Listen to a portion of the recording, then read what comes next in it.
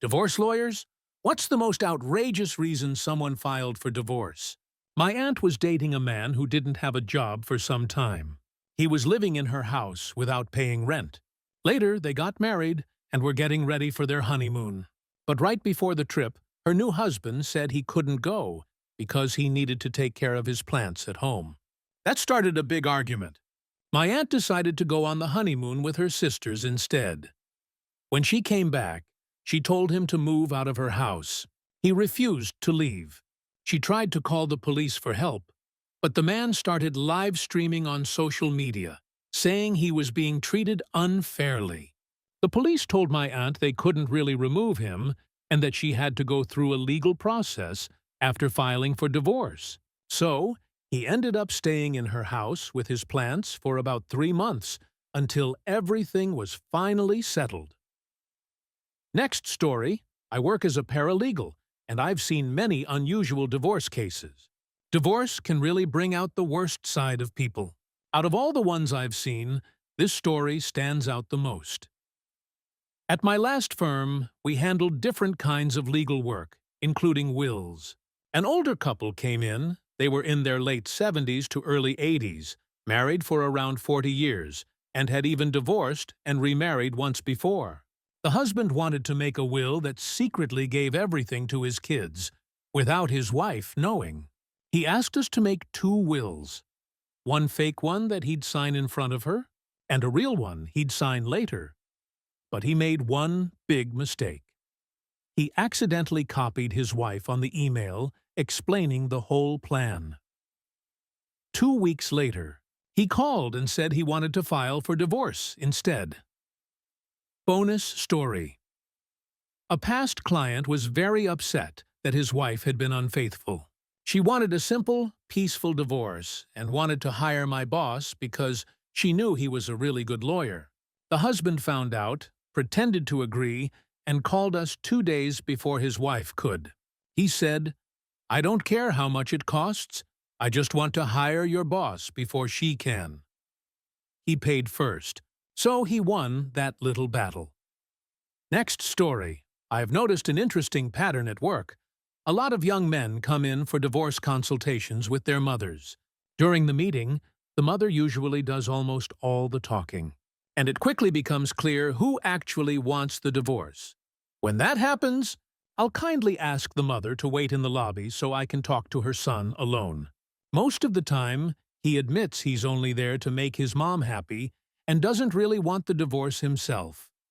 On a related note, I once had a mother call to set up a consultation because she wanted her son to get a divorce.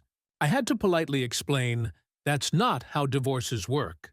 The person in the marriage has to be the one to make that decision. Next story. I'm not a lawyer, but I've been wanting to tell this story for a while. A girl I went to school with married a very wealthy guy from Ohio. She moved in with him, and at first, everything seemed great. For the first 6 months, she kept posting about how perfect their life together was. Then, out of nowhere, she filed for divorce. Everyone was surprised, so later she told a few close friends what really happened. Turns out, her husband had some very unusual personal habits that she was not comfortable with. At first, she tried to overlook it and thought it was just a small thing, but it kept getting worse. When she tried to set boundaries, he completely ignored them. One day she came home to find that he had remodeled their entire bathroom, just to make room for his strange preferences. That was the final straw. She packed her things and left soon after. I don't know what she officially listed as the reason in the paperwork, but that was definitely the moment she decided to end it. Next story. One of my most memorable clients was a 90-year-old man who came to me with his son to start divorce papers for his 88-year-old wife. They had been married for 60 years. Sadly, things had gotten difficult between them. Their daughter had convinced the wife that her husband was hiding money, and it caused a big family conflict. The husband and son on one side, and the wife and daughter on the other.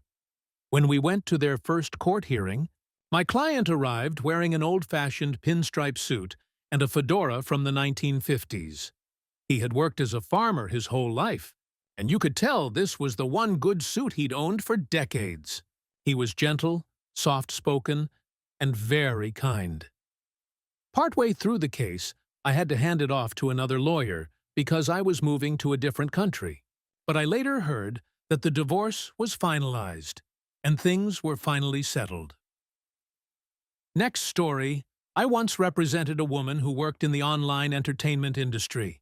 She and her husband were both in the same line of work, and even had a mutual agreement that as long as it was for business, it didn't count as anything personal. However, one day she came home earlier than usual and found her husband in a situation that clearly wasn't part of any work project. That was her breaking point, and she decided to file for divorce. When we went to court, the judge was an older, very traditional man who looked absolutely puzzled trying to understand their story. Let's just say it was one of the most unusual cases I've ever seen. Next story. When I was working for a judge, we had a week-long divorce trial that I'll never forget. The husband was a wildlife photographer, and the wife stayed home and focused on remodeling the house, though that word turned out to mean a lot of things. While on a photography trip, the husband was badly injured by a bear he was trying to photograph. He spent months in the hospital and in recovery. Just after he finally got home, still healing and missing an eye, he was served divorce papers. The wife wanted half of everything. Someone later joked that she seemed to want the better half, the side without the scars. Next story. One of the most shocking divorce stories I've ever heard wasn't about something petty. It was about something truly unbelievable. A woman I worked with had been kidnapped while visiting Mexico. Her husband refused to help pay the ransom. In the end, her own family managed to gather the money, and thankfully, she was released and left by the side of the road. It happened about 7 years ago. From what I remember, the ransom was a large amount. Her husband had the funds available, but her family had to sell investments to come up with the money themselves. He hadn't even been on the trip. She had gone with her cousins and had simply gone downstairs alone to get some ice cream when everything happened. She was deeply shaken when she talked about it, and I didn't press for more details. You could tell the experience had really stayed with her. Next story. I'm an intern, and the judge I work for used to handle a lot of divorce cases. He shared some truly wild stories, but this one might top them all. And honestly, the divorce was pretty understandable. Every morning, this couple had a strange habit of sitting together in the bathroom to chat while getting ready for the day. One morning, they got into a heated argument about their relationship. In the middle of it, the wife lost her temper and threw something at her husband. Let's just say it hit him right in the face. And that was the final straw. He filed for divorce the very next day. Next story. One of the strangest divorce stories I ever heard involved a woman who suffered from a serious balance problem that caused constant dizziness. It could be managed with medication, but her husband had very different beliefs about what was happening. He was deeply religious and became convinced that his wife's illness wasn't medical at all. He thought something spiritual was causing it. He even started hiding her medicine, saying it only made things worse. Then he began trying his own methods to make her better. He tried to sweat it out by wrapping her in blankets and turning on heaters. Then he tried to freeze it out with air conditioners and bags of ice. Finally, he tried to scare it out by jumping out and shouting prayers. The last straw came one evening when his attempt to surprise her went way too far. That night at dinner, she calmly told him she wanted a divorce. The wildest part? She said he wasn't a cruel man, just someone who truly believed he was helping her. Next story. My husband's first marriage lasted only 6 months. He later found out his wife had been seeing several other people behind his back. One of his friends finally admitted the truth because he couldn't handle the guilt anymore. At first, my husband wanted to see if they could fix things. But when he tried to talk to her, she locked him out of the house and said she wanted a divorce. He asked her one final question. "Why did you even marry me?" Her answer was cold. She said she chose him because he was the only one who could afford the kind of wedding she wanted. He wasn't rich by any means, but he was the one who made her dream wedding possible. Looking back, he says he just wishes that friend had spoken up 6 months earlier. Next story. My great-great-grandparents had one of the most unusual divorce stories in our family. Back in the 1910s, their marriage was extremely troubled. My great-great-grandmother was treated very poorly by her husband, but at that time, women had almost no legal protection. And in our state, you could only get a divorce for one reason: infidelity.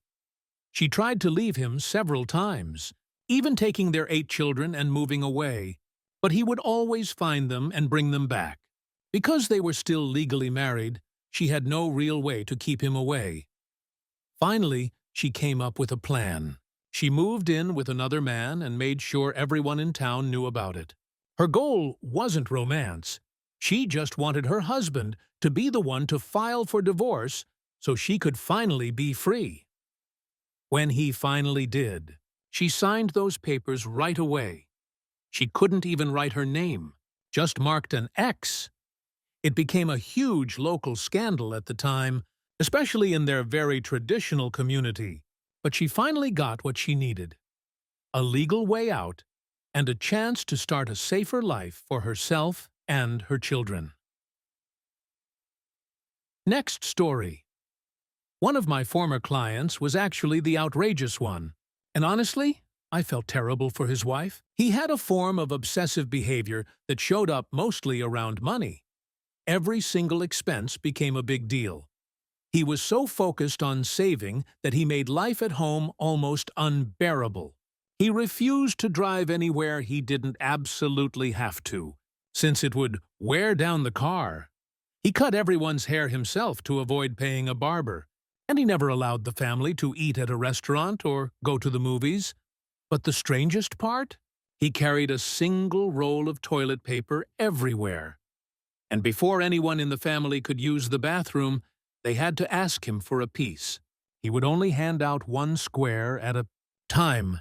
His wife finally reached her breaking point when he gave her a terrible haircut, complete with accidental bangs, and when their daughter became too scared to use the bathroom because of the whole toilet paper rule. That's when she decided she'd had enough. To make things even more ironic, he absolutely hated paying for his divorce lawyer. He thought the entire process was wasteful and even sinful, since he was very old-fashioned and deeply religious. Next story. I'm a lawyer who handles a lot of divorce cases, and over time, I've learned one big lesson. Divorces are never about just one reason, and they're never completely one-sided. When I meet with new clients, I usually tell them right away, at some point, I'm probably going to find out a few things about you that aren't perfect. That's okay. I've seen worse. I'd rather hear it from you first than from your spouse later at the worst possible time. That little speech usually helps people relax, because the truth is, most divorces aren't about one single argument or mistake.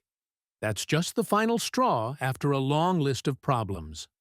That said, some of the final straws I've seen have been truly unique. One man was completely convinced that his wife, who was my client, was secretly in love with his sister, and that she was pretending to be with him to hide it. He also accused her of being involved with every man whose number appeared in her phone, including me, because apparently that's how she was paying for her legal fees. Another woman left my client because, in her words, he was too sad after his father passed away. She even refused to give him back his father's ashes, and he had to break down her door just to retrieve them. And then there was the woman who said her husband was emotionally abusive because he refused to yell at her. He stayed completely calm and quiet while she shouted at him. And she said that silence was proof He was cold and cruel. He even recorded the moments she claimed were abusive, and when she listened to them in court, all you could hear was her yelling, and him sitting silently.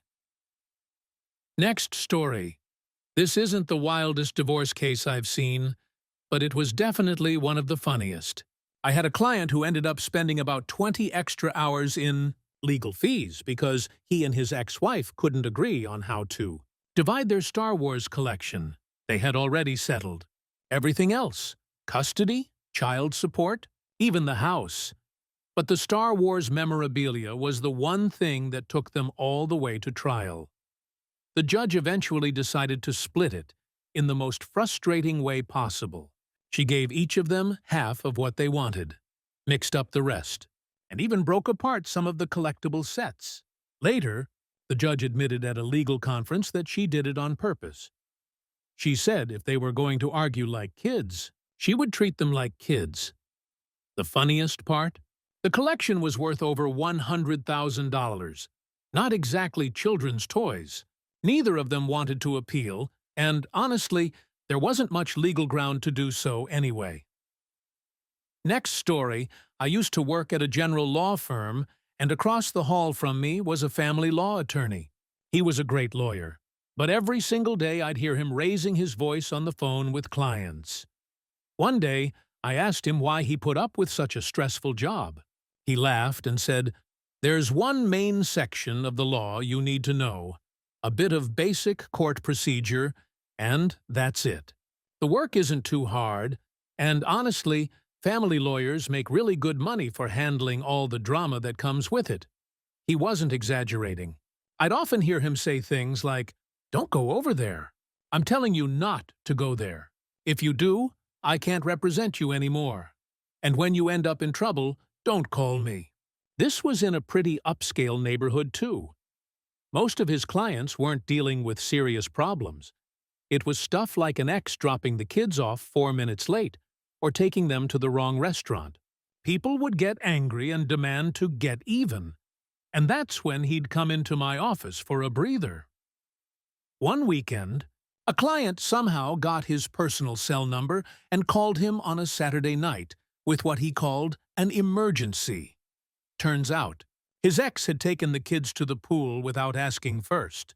On Monday morning, the lawyer sent the guy an invoice for $500 for a weekend phone call, just to make a point. When the client called to complain, the lawyer said, "I'll waive it this time, but next time, that bill will stand." Next story. I'm currently doing my student practice at my family's law firm, and one case really stood out to me. A young woman came in wanting to file for divorce because her husband drank 1 beer after work on weekdays. He wasn't rude, violent, or careless, just a hard-working guy who liked to relax with a cold drink after a 10-hour shift. By all accounts, they were a good couple who hardly ever argued.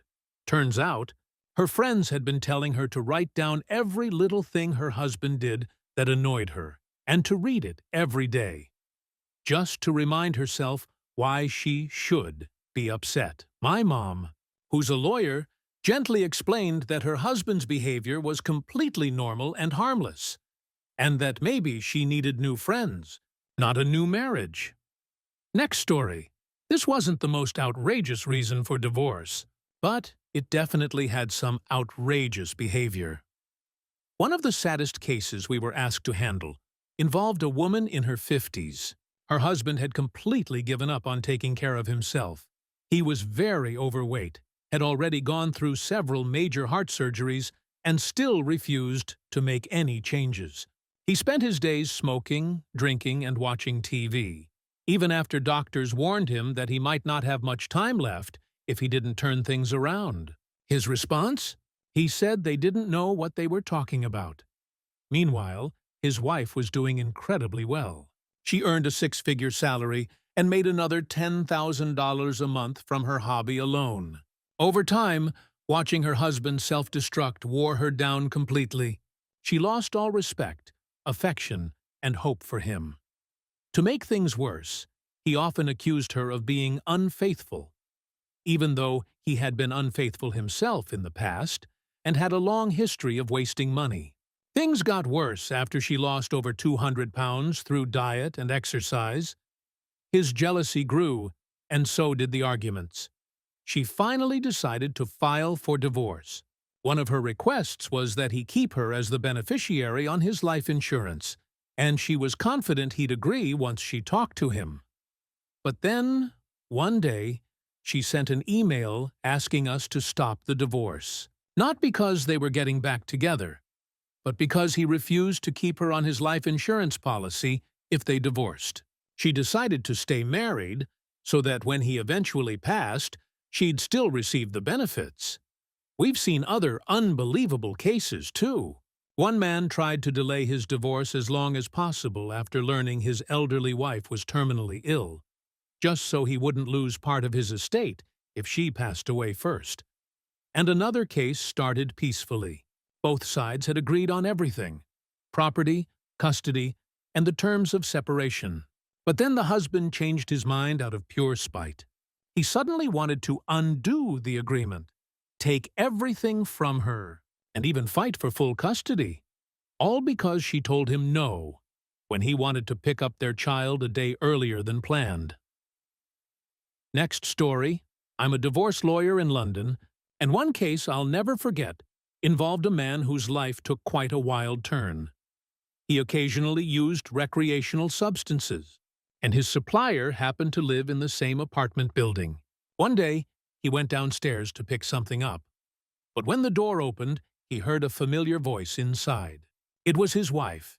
Turns out, his wife had also been spending time there for the same reason, and before long, the three of them started hanging out together. What began as casual get-togethers turned into all-night parties, and things quickly got out of hand. After a few months of this unusual friendship, the wife came home one day and told her husband she was leaving him. Not for another man, but for the neighbor downstairs. The poor guy was heartbroken and completely stressed out. To make matters worse, he couldn't even go back to his old supplier anymore because, well, that's who his ex had moved in with. In short, his neighbor didn't just supply the fun, she stole his wife too. Next story. I'm not a divorce lawyer, but one of my high school friend's parents had one of the strangest reasons for splitting up. One day, his dad was in the kitchen making Jell-O. His mom told him it was too sugary and tried to grab the pan to pour it down the sink. He pulled it back to stop her, and she called that act abusive behavior. That was it for him. He packed his bags that same night and moved to another town, more than 1,000 miles away, where he didn't even know anyone. They had been married for over 20 years, but that Jell-O argument was the final straw. Of course, like most divorces, there was probably a lot more happening behind the scenes that no one else saw. Next story. Used to work at a law office where the owner told one of the most unbelievable stories I've ever heard. A man once filed for divorce because his wife refused to keep participating in an extremely unsafe habit he had introduced into their private life. At first, she had gone along with a harmless version of it, but when he started insisting on doing it in a dangerous way, she drew the line. He was furious that she wouldn't agree, and decided that was reason enough to end the marriage. Even the judge and attorneys couldn't believe what they were hearing. It wasn't a typical irreconcilable differences situation at all. Let's just say it was one of those cases that makes you shake your head and ask, what on earth were they thinking? Next story. While waiting for a hearing in circuit court last year, I watched one of the most bizarre, yet oddly entertaining, cases unfold. A man and woman, who had been living in the same house but sleeping in separate rooms for nearly 10 years, were arguing over a housing repair grant. Their combined income was just a little too high to qualify, about $1,000 over the limit, to receive roughly $4,000 in aid. The wife thought that if she could get her husband out of the house, she could qualify on her own.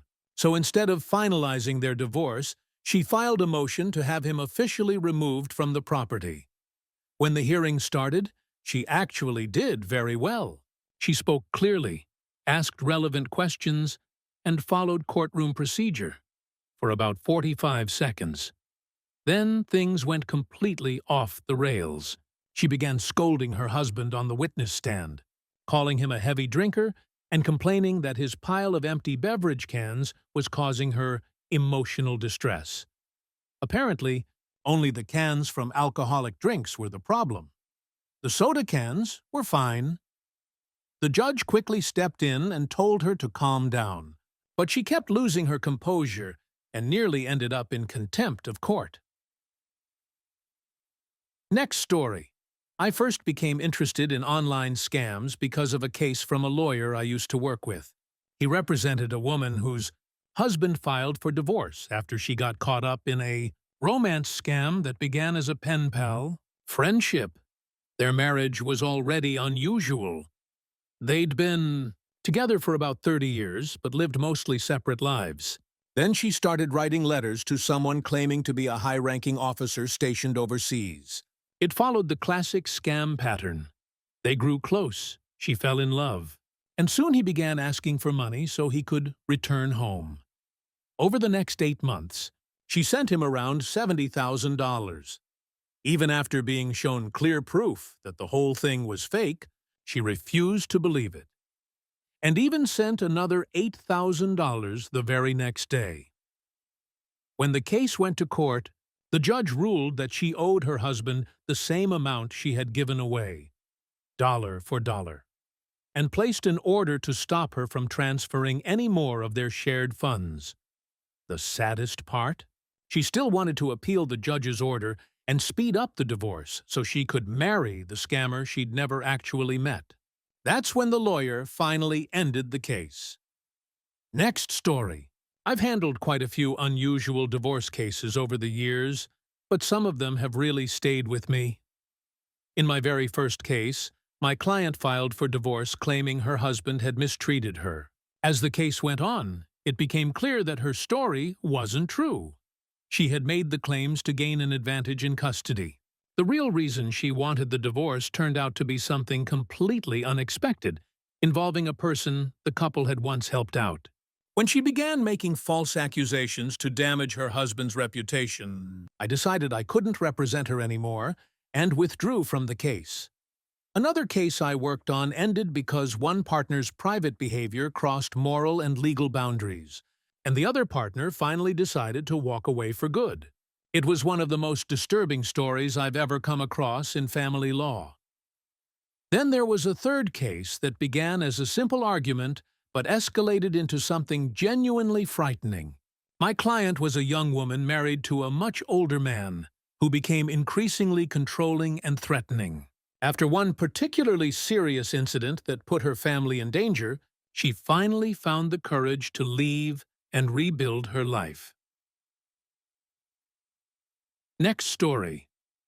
I'm not a divorce lawyer. I mostly handle labor cases, but I remember one famous annulment story from my country that became quite the headline back in the 1980s. Since divorce isn't legal here, this couple tried to get their marriage annulled. The wife claimed her husband refused to be physically affectionate, even on their honeymoon. To make matters stranger, she said he brought both of their mothers, an uncle, and a nephew along for the trip. The court ordered medical tests to verify their claims, and it was confirmed that the wife was still a virgin. What made the case unforgettable, though, was that during the hearing, the doctor gave a very detailed and extremely awkward explanation about the husband's condition. Let's just say the doctor could have shared a lot less information and still made the point. The case became widely known, not because of the legal outcome, but because of how unnecessary and embarrassingly personal those medical details were made in open court. Next story. I'm not a lawyer, and this isn't exactly a crazy divorce story. It's more of a crazy remarriage story. My parents had neighbors who were once married with 2 kids. When the children were still young, the wife left her husband for another man. The husband stayed behind, worked long hours, and raised the kids on his own. even paying for their schooling and college. Years later, after both kids graduated, she came back, and somehow they decided to get married again. No one really knows why. Some people said she just needed time to figure things out. Others said she didn't like raising kids and wanted a fresh start. Whatever the reason, they got remarried. But it definitely wasn't a happy reunion. They argued constantly, slept in separate rooms, and rarely spoke to each other. At one of their house parties, the wife introduced me to a man she called her friend. A few minutes later, her husband walked up and calmly said, "That's the guy she left me for." He wasn't joking either. Apparently, they're all friends now. Somehow. Next story. My cousin and her husband almost ended their marriage over something surprisingly simple. They had never actually shared a bed before getting married. Once they did, she discovered he tossed and turned all night and snored so loudly that she couldn't sleep. After several sleepless weeks on the couch, she started crying every night from frustration. Somehow, they decided that having a baby might help fix their relationship. In another part of the family, my uncle nearly walked out on his wife on their wedding night after finding out she had misled him about wanting a family and had only been interested in his financial stability. They stayed together for a while, but over time it became clear that she had serious personal issues that created tension and emotional harm within the family. Eventually, everyone realized the relationship was deeply unhealthy, and contact with her ended for good. Next story. A friend once told me about his parents' divorce, and it had one of the strangest reasons I've ever heard. His dad developed a serious personal habit that became so extreme it started to affect their marriage. It wasn't about cheating or anything like that. It was just something he did way too often, to the point it was interfering with his health and their relationship. Things eventually got bad enough that they separated. But in our state, couples have to live together for a full year before the divorce becomes official. So they had to share a house during that entire year, while things were still incredibly awkward. Last I heard, the dad was getting help through therapy, and they've both moved on with their lives. Next story. I'm not a divorce lawyer, but a story from my extended family recently left all of us stunned. My mom's cousin's son got married, and for the first few months, everything seemed perfect. Then, only 3 months into the marriage, he accidentally discovered divorce papers hidden in a safe they both used. At first, he couldn't believe it. A few weeks before finding the papers, he had noticed his wife acting distant and spending more time on her phone, but he didn't think much of it. After finding the documents, he quickly moved his money out of their shared accounts and tried to gather any clues about what was happening. When he finally confronted her, she admitted she had been planning to leave him and said she only married him because he was the safe choice. They argued, and she left. But in her rush, she forgot her phone. When he checked it, he saw constant messages with another man when he asked her about it. Later, with a few friends present as witnesses, she denied doing anything wrong and said the man was an FBI agent she was working with on a case, since she's a police officer. No one's ever been able to confirm if that's true, but from the few messages that hadn't been deleted, it didn't seem professional. In the end, she went through with the divorce, saying she just wasn't happy and didn't want to live a safe life anymore. My cousin was heartbroken. He ended up moving to another town and finding a new job, since she still worked in law enforcement and he didn't want to deal with the fallout. He really loved that town, and leaving it behind was one of the hardest things he's ever had to do. Next story. This one isn't as dramatic as some other stories, but it's still pretty funny in its own way. I had a client who wanted to officially end a marriage that had lasted over 20 years. Except the couple hadn't actually lived together or acted like a couple for the last 19 of those years. They had both moved on with their lives, each with new relationships, and neither seemed to care about being legally married anymore. They just never got around to filing the paperwork. Now, Before any attorneys panic, it really wasn't complicated. No shared property, no kids, and hardly any assets. But here's the twist. They're still legally married. Why? Because my client didn't want to pay the court filing fee to make the divorce official. So unless one of them wants to remarry, buy a house, or passes away, they'll stay married on paper forever. Next story. They didn't actually end up divorcing, but this couple definitely came close.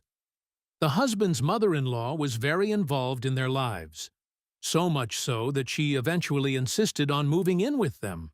His wife was incredibly close to her mom and didn't want to cause any conflict, so she agreed. Once she moved in, things slowly got out of control. The mother-in-law wanted to be part of everything. Every meal, every outing, every private moment. When the couple had a baby, she even started seeing a doctor to try to do something medically unnecessary so she could help with the baby's care. At one point, the husband caught her snooping through their things and interfering in their personal life, all because she wanted them to have more children. That was the breaking point. He finally gave his wife an ultimatum. Either her mother moves out, or he does. To her credit, the wife finally stood up to her mom and asked her to leave. Honestly, that man deserves a medal for his patience, because not many people could have handled that situation without losing their mind. Next story, my stepdad's previous marriage lasted several years, and they had 3 kids together. At first, things seemed fine. He's from the U.S., and his wife had recently moved there from Thailand. But over time, things started to change. She became more focused on money and loved showing off their wealth to everyone she met. The last few years of the marriage were rough. They barely spoke, slept in separate rooms, and she often treated him and their second son harshly. My stepdad knew he needed to leave, but wasn't sure how. Then one day, she said she was flying back to Thailand to visit family and didn't want him to come. He agreed. Work was keeping him busy anyway. When she returned, she admitted the real reason for her trip. She had gone to see an old boyfriend. She even told my stepdad she planned to visit him regularly, but not to worry because he could still see her whenever he wanted. That was his final straw. He quietly packed up and left soon after. And here's the unbelievable part.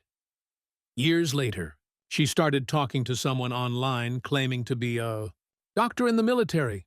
He told her he was stuck overseas and needed money to get out of jail after being caught with gold from a mission. He promised to share the gold with her once he got out.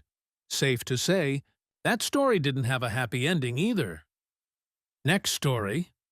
My dad is a pretty successful family attorney, and he always says one of the biggest reasons people lose cases these days is because of what they post online. You'd be surprised how often social media becomes evidence in court. For example, someone might tell the judge they never drink, and then there's a photo of them holding a glass of wine on Facebook the same week. That alone can seriously hurt their case. It happens with relationship issues, too. People will claim they don't even know a certain person, only for the lawyer to show a screenshot of them liking that person's pictures or commenting on their posts. One of my dad's craziest wins was actually for a friend of his whose wife had been unfaithful. They had someone add her on Snapchat and quietly save her public stories. That evidence ended up turning the whole case around. His friend got a very favorable outcome, and she even faced legal trouble for not being honest in court. Moral of the story? The internet never forgets, and screenshots can win cases. Next story. A little late to the story party, but after law school, I interned for an attorney, and we had one case that still sticks with me. Our client was a genius in his field. Incredibly smart, but not the most socially confident person. During a work conference in Las Vegas, some colleagues took him out for the evening, and he ended up meeting a woman who worked as a performer. Within just 3 weeks, they got married. At first, everything seemed fine, but a few months later, she went back to Vegas to visit friends and came back saying she had a medical condition that made it impossible for her to work. Soon after that, she filed for divorce, leaving our client responsible for financially supporting her. It quickly became clear that she and her circle knew exactly what they were doing. They had every step planned: what to say, when to file, and how to use the system to their advantage. Unfortunately, there wasn't much we could do. Everything looked legitimate on paper. Even years later, I still think about that case.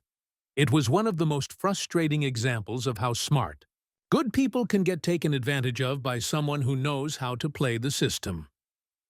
Next story. I'm not a lawyer, but this one's a family story that's both funny and a little sad. My great-grandmother was in the process of filing for divorce when my great-grandfather unexpectedly passed away. She lived another 15 years after that. And according to family stories, those 15 years were fueled mostly by stubbornness and fear. You see, our family's faith taught that what's bound on earth is bound in heaven. Since the divorce was never finalized, she was terrified that she'd be stuck with him for eternity. She was determined to stay alive as long as possible, just to delay that heavenly reunion. After more than 40 years of marriage, everyone wondered what had caused such deep resentment. One day, my cousin asked her directly what made her hate him so much. Her answer was surprisingly specific. She said it was because of how he signed every card, every birthday card, anniversary card, Valentine's card, even Mother's Day. Each one was signed the exact same way. From your husband. Full name the two. She thought it was cold, impersonal, and arrogant, like he couldn't even bother to write something sincere. And the wild part? She never told him how much it bothered her. I never met him myself, but from what I've learned since, he wasn't exactly the kindest person, and it makes me feel bad that she carried that fear and frustration for so long. Next story. I just came across a story online that's both shocking and sad. In Uttar Pradesh, India, a man reportedly divorced his wife less than 24 hours after their wedding ceremony. The reason? Her family couldn't meet his demand for an additional dowry, specifically a motorbike. According to reports, the man used the triple talaq method to immediately end the marriage. A video from local media shows the bride still in her wedding attire, sitting at the venue after the divorce was announced. The bride's father told reporters that he had already provided dowry items as requested, but when the groom demanded even more, including the motorbike, and didn't get it, he abruptly ended the marriage on the spot.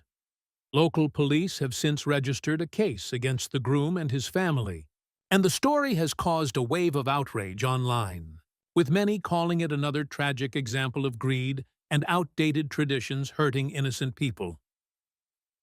Next story. Fine-bodied teen used to work at an office that provides free legal services for people escaping dangerous relationships. One client came to us seeking full custody of her children from her ex-husband, who was in prison at the time. Because the case involved public news coverage across several countries, I can share only what was already reported. Her ex was a man named Francisco José Soyago, originally from Argentina, whose family was extremely wealthy. His story had already made international headlines long before our office ever met his ex-wife. From what was publicly known, he had a long and troubled past that included serious criminal activity in multiple countries. Despite that, he somehow managed to keep finding new opportunities and slipping through the cracks of different legal systems, thanks in part to his money and influence. Eventually, he moved to the United States and even managed to work in the medical field for a time before being caught up in new criminal charges. Each time, the pattern was the same. He would be released, move somewhere new, and start again until his actions finally caught up with him. By the time his former partner came to our office, he was already behind bars and our focus was simply on protecting her and her children from further harm. Next story, I'm an attorney who almost exclusively handles divorce cases. Since Illinois is a no-fault divorce state, I learned early on that if you ask someone why they're getting divorced, they'll talk for hours, so I usually don't ask anymore. But every once in a while, a reason finds its way to you. I once had a very tense, drawn-out case, and one day during a court appearance, the couple started arguing loudly in the hallway. The wife was furious that her husband had taken the power cord for the TV, and he shot back, "Well, you're always deleting my recorded shows." That argument went on for a solid 20 minutes, over a TV cord and DVR recordings. Moments like that remind me that sometimes divorces aren't about one big event. They're about 1,000 tiny frustrations that finally pile up. And then there are the other kind of moments, when I see couples standing outside the courtroom, holding each other and crying after the divorce is finalized. I never ask why, but it's always a little heartbreaking. You can tell they still care about each other, even though they couldn't make it work. Next story. My dad's a divorce lawyer in a small town down south. Most of his cases are pretty straightforward. The usual property splits, custody disagreements, that sort of thing. But every now and then, he gets clients who could fill an entire book with their drama. One that really stands out was this very wealthy Englishman who had a great career but, according to my dad, wasn't exactly the sharpest tool in the shed. I remember my dad in his office yelling at him because the man just wouldn't stop calling and messaging his ex-wife, even after being told repeatedly that it would make things worse. That case dragged on for 4 years. First the divorce, then a bankruptcy. Eventually, my dad had to drop him as a client because it never ended. Back then, my dad's law office was actually the front part of our house, and we lived in the back. I'd come home from school some days, and the whole place would smell like cigarette smoke from clients sitting there for hours telling their stories. And without fail, the smokiest appointments were always the ones with the wildest family drama. Next story, I once worked on a case where a woman filed for divorce on the grounds of unreasonable behavior. Her main complaint? Her husband's bedtime routine? Every night, he would stand at the foot of the bed, neatly take off his clothes, and then crawl into bed, back turned to her. So far, nothing too strange. But after a few days, she started noticing mysterious brown streaks running up the blanket. When she showed him the marks, he insisted they were scorch marks from ironing. She tested that theory by wiping them off with a damp cloth and replied, "Scorch marks don't wipe off." The entire courtroom erupted in quiet laughter. Even the judge had to cover his face with a handkerchief to keep from smiling.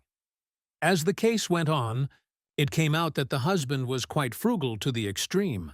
He'd go around the house, turning off lights, lowering the heat, and even bragged about using as few household supplies as possible. The kids had even given him a nickname, P.O.P., short for Percy One Piece, because he was always going on about how careful he was with everything in the house. Let's just say, by the end of that testimony, the entire courtroom was doing their best not to laugh out loud. Next story. This was my second marriage. The house we lived in originally belonged to my husband, but when we got married, I sold my own home and used that money to help make it ours. So it became our shared home. Both of us had a stake in it. One day, my adult son broke his ankle and asked if he could stay with us for a while to recover. We had a 4-bedroom ranch, and 3 of those rooms were empty. I talked it over with my husband. I could tell he wasn't thrilled about the idea, but he agreed, reluctantly. My son stayed with us for about 8 weeks, on and off, until he was fully healed and back at work. I even covered the cost of extra groceries while he was there, just to be fair.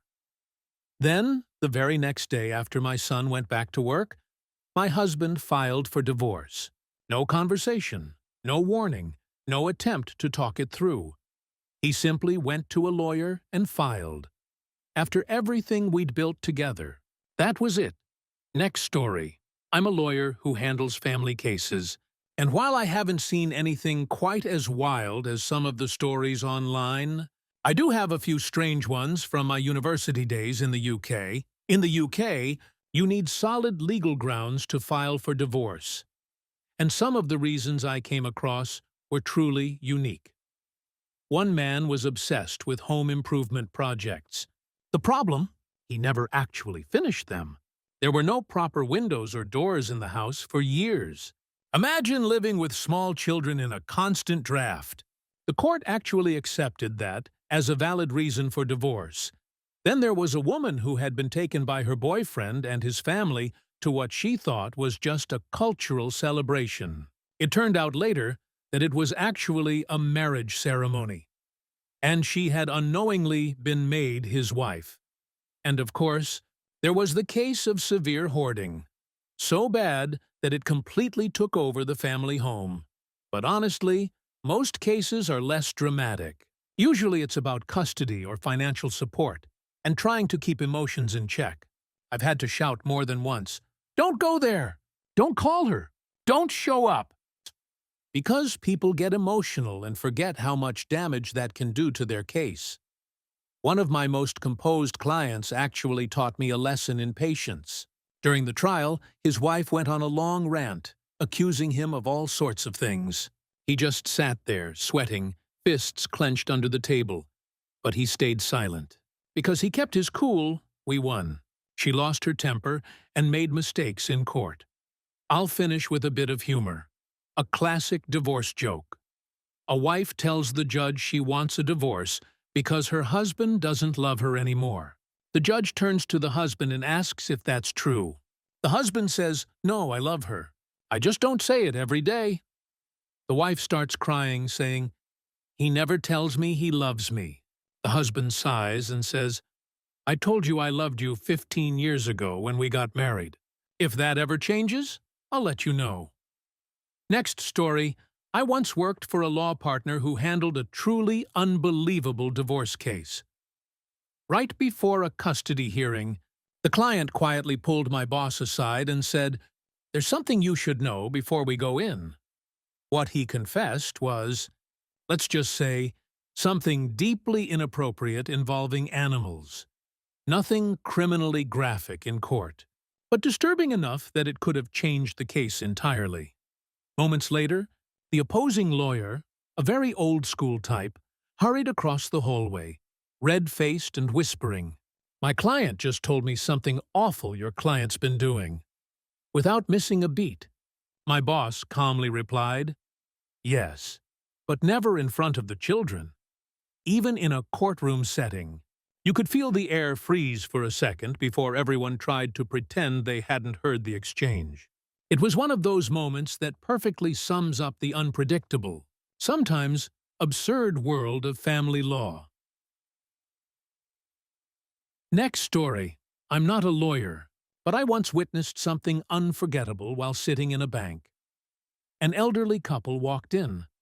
The husband looked furious, his wife quiet and distant.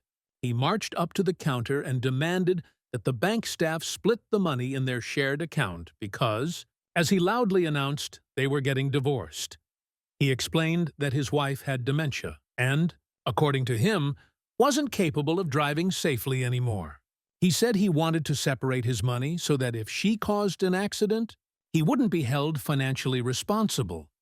The whole time, he was shouting at the bank employees, threatening to take his business elsewhere, and even saying he'd sue them if they didn't do what he wanted.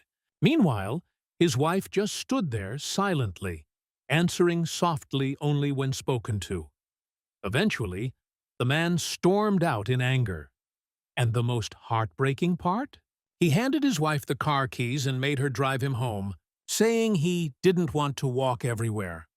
After they left, one of the employees sighed and told us he does that almost every week. Next story. I work as a law clerk for a family court judge. I'm a new attorney, just out of law school. And one of the wildest cases I've seen so far still blows my mind. A husband thought his marriage was perfect. For his wife's birthday, she asked him for something meaningful, to have her name added to the title of their beach house. It was a special property for them, a place they spent every summer together. What he didn't realize was that the house originally came from his mother, which meant it was technically his alone. But once he added his wife's name to the title, she legally gained ownership rights too.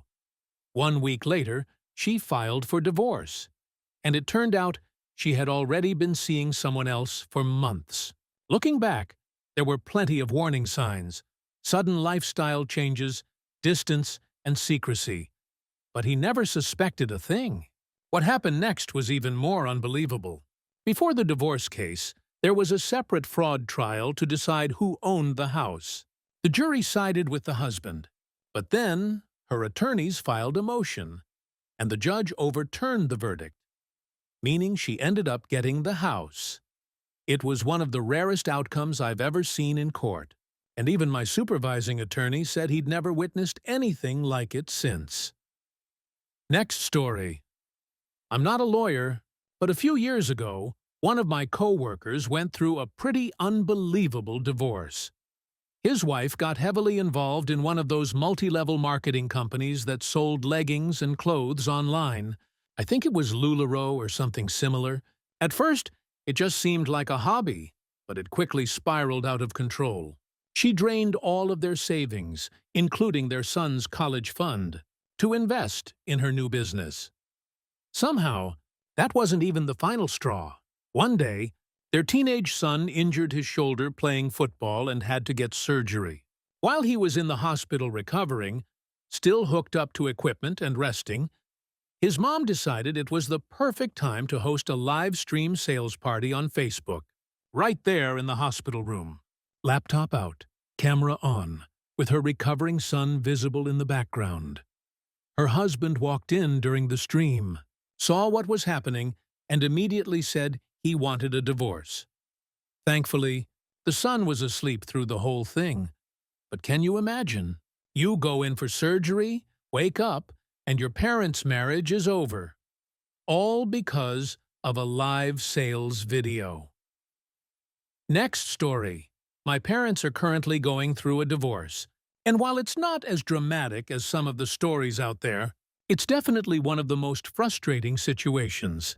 I've seen up close, my mom has been claiming that my dad is stalking her. But the only reason he saw her private messages in the first place was because they came through on his iPad. The same iPad she had bought him for Christmas and signed into with her own Apple ID. So, technically, she gave him access without realizing it. That's how he discovered that she was being less than honest with him. Over time, I started noticing a lot of manipulation and dishonesty from her side. Things she was saying about me, not just about my dad. It got so bad that I eventually decided to distance myself from her altogether. Now she insists that it's my dad's fault I don't talk to her, instead of taking responsibility for her own actions. It's not a wild or funny story, but it's a perfect example of how people can twist reality to make themselves look like the victim, even when the truth is right there in front of them. Next story. A few years ago, my marriage fell apart in one of the hardest ways imaginable. My ex-wife accused me of being violent and of never being around for our family. Even though I was always there for her and our kids, things started making less sense until one day, my eldest daughter, who was only 8 at the time, quietly told me that strange men came by when I was at work. When I asked my wife about it, she admitted to being unfaithful multiple times. That moment changed everything. What followed was chaos. Police were involved, and even though I hadn't done anything wrong, I ended up with a court order against me and a broken heart. The damage didn't stop there. 2 years later, it cost me a new relationship and even the job I loved, because some employers won't hire anyone with that kind of record. I lost nearly everything: my home life, my work, my peace, all for something I didn't do. It's been a long road, but I've learned that sometimes doing the right thing doesn't protect you from being hurt. What matters is finding the strength to rebuild and not let bitterness define the rest of your life. Next story. My dad practiced family law for about 10 years, and he always said his very first clients were unforgettable. They were a deeply religious couple. The husband was Baptist, the wife was Lutheran. They made a deal to attend each other's church services every other week until they decided which denomination felt right for them both. A year later, they still couldn't agree. They stopped going to church together and, eventually, decided to go their separate ways entirely. When they came to my dad, they were surprisingly calm about it all. They had already agreed on everything: who would get the house, the furniture, even which books and dishes belonged to whom. They'd even decided who got to keep the cat. My dad said it was one of the most organized and peaceful divorces he ever handled. But the strangest reason for divorce he ever heard came later. A man filed for divorce claiming his wife was responsible for his health issues. It turned out the real reason had nothing to do with her. He had been living a double life, and his secret finally caught up with him.